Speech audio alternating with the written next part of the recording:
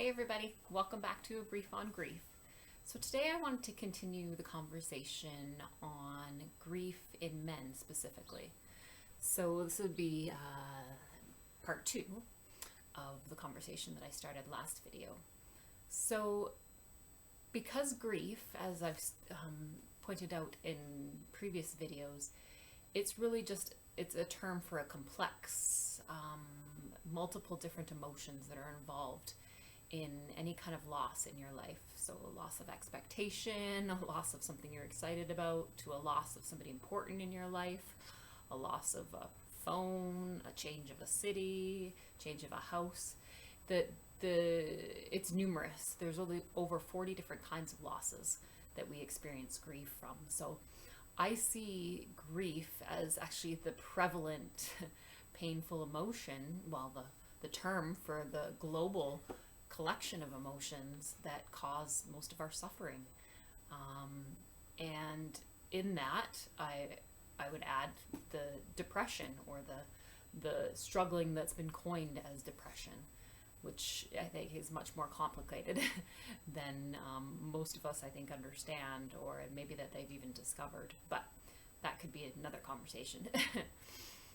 But in regards to depression, which I truly believe, that's why this topic of grief is so powerful for me to talk about, is that I think depression is actually a result of living a life where we believe that we have to stuff down our pain, and we have to get over things and distract ourselves and be strong for others and isolate when we're in pain. All those grief myths that I've talked about. So when we do that, we suffer. And when all that stuff is stifled and stuffed down, I think depression is one of the resulting states that comes out of it. So when we think about males and men who are told in our society to stuff down and not show emotions, it makes sense that depression is very prevalent, right?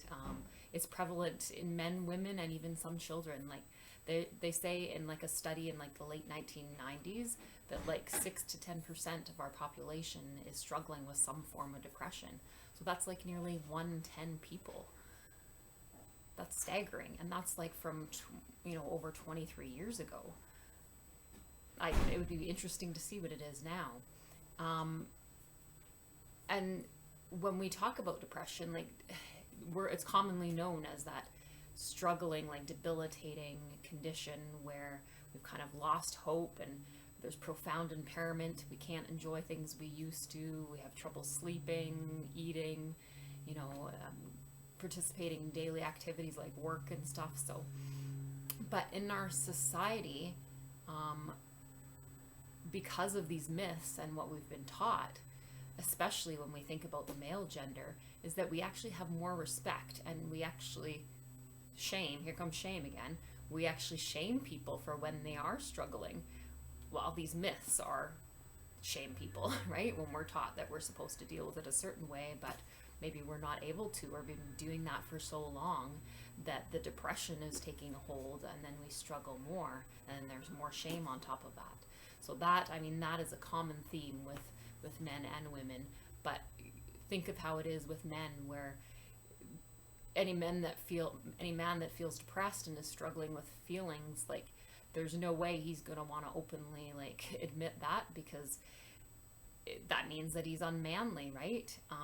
And even with like the advancements and the increased awareness of mental health that's gone on, from back in the 90s to now in 2020, there's still stigma around depression. And we still live in a patriarchal society where men are socialized to not look weak and not show emotions. So when men are struggling, like they're severely like stuffing down and burying difficult feelings. And because there's so much shame involved in admitting to even having them. And there's been tons of studies and research done that this is what is causing the different lifespan between men and women, right? They're saying that there's a 10-year difference, that women actually live 10 years longer than men, and they're predicting that it's this depression and the need to bury emotions and to not admit when you're in pain, and the toll that that takes on your body. And even when you do reach out, it may be delayed, and then they're less likely to follow up with any kind of treatment too. So, and they're also saying that, of course, so along with a shorter lifespan, this is also linked to men being 4 times more likely to take their own lives. So it's a huge, huge topic. It's also intertwined with grief. Like it's all, I see it as all one conversation, really. And it truly is like a common understanding that men would actually rather put their lives at risk than to admit their suffering, and to seek help, especially from the people that are closest to them, that they're the most vulnerable with, and that they want to portray as the best man and the best and strongest person is the people that they love, right? And so, yeah, it's a huge topic. And I think before I go on anymore, I think I will end it, and I will read actually a quote from a book here that outlines that the idea that men would risk their lives over admitting some of their suffering. So this is actually from written in this book that I mentioned in the first video, but this is a quote from another book.